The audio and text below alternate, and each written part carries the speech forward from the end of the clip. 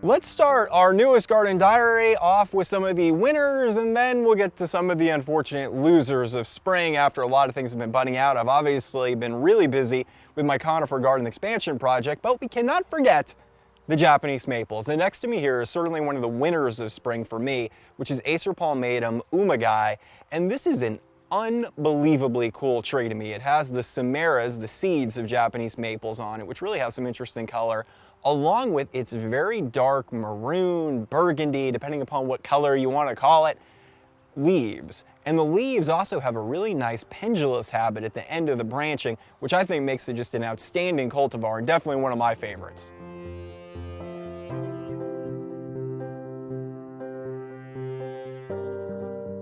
Now on the other side of the Japanese maple coin is Acer palmatum hagioku, which is a green leaf Japanese maple and also has very large leaves that carry a pretty heavy gloss to them.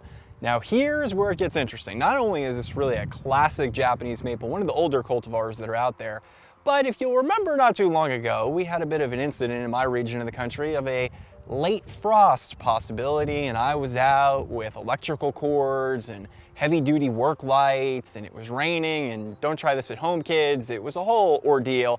Did end up working out, by the way. I think it did help the trees that had the large lights cast on them just to raise that air temperature around them enough to protect them. But here's what's interesting about both Acer palmatum hagioku and Osakazuki, both older cultivars.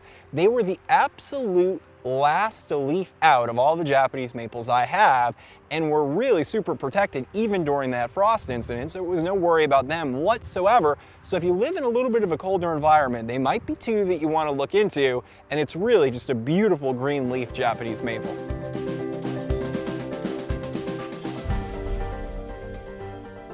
So you're looking for a really fast-growing, upright, blue-green needled conifer. Let me introduce you to Pinus sylvestris bana. Now, this is a really interesting time of year, both if you have conifers in your garden or if you're just starting to collect them. If you go out to a nursery and they're in the middle of spring, you see this candle development on conifers, and you see that new growth or needles starting to push out. This will give you a really good indicator of the overall growth habit for the plant. As you can see here, this new growth on these candles is rather large. We're talking over a foot on some of the very top leader candles that the tree is developing. So clearly you know this is a tree that's going to put on almost a foot plus of growth per year. So if you do the math, 5 years-ish, 5 feet, 5 years, another 5 feet of additional growth. And that will tell you if it may fit or not fit the space limitations you have in your garden. All right, now for some not so good things in the spring. This is a Acer palmatum sangukaku, a coral bark maple, which you see quite a bit. It's probably one of the more mainstream, readily available Japanese maples that are out there on the market. I've got to tell you personally, I'm not a huge fan of the tree's overall growth habit. When they're young, they tend to be a little bit twiggy, and this one tended to be dead. It had a large fissure that eventually developed down the middle of it, or a crack, and the crack eventually started to worsen. I think at some point verticulum wilt was involved, but overall it's not one of the best Japanese maple cultivars that I see. There are some that are very stately and beautiful trees, and more power to you if you have one of those. But there are some red bark or coral bark Japanese maples that I think are a little better, like Japanese Sunrise, which is another red bark Japanese maple that in its youth has a little bit more of an upright habit and not so twiggy. So my suggestion to you is, if you're trying to get a red bark Japanese maple, that's awesome, and there are a lot of cultivars to choose from.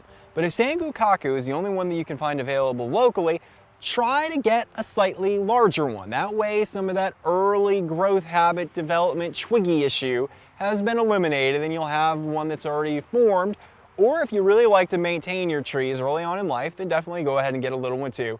But just be cognizant of the fact that, in my humble opinion, I'd go with one of the other smaller, younger varieties of red-barked maples if I had my choice.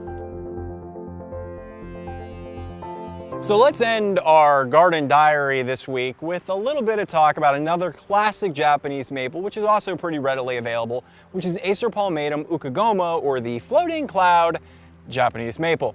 Now, occasionally there's a name that you go, huh?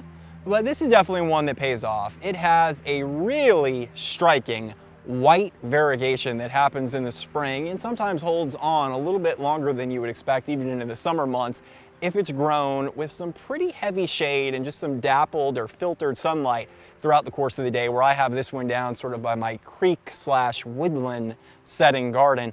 But this is really one of the coolest Japanese maples you can get if you have a good growing condition for it. The new growth that it'll start to push out has a pink-red tone to it, but still that backdrop of the white with the speckled patches of green, however you want to put it. It is really a stunning Japanese maple. And by the way, if you hear a rushing creek in the background, well, that's because we've had an unbelievable amount of rain over the last week or so, and the creek back here is running pretty hard and pretty fast, but really makes a nice setting for Japanese maples, and this Ukagomo in particular.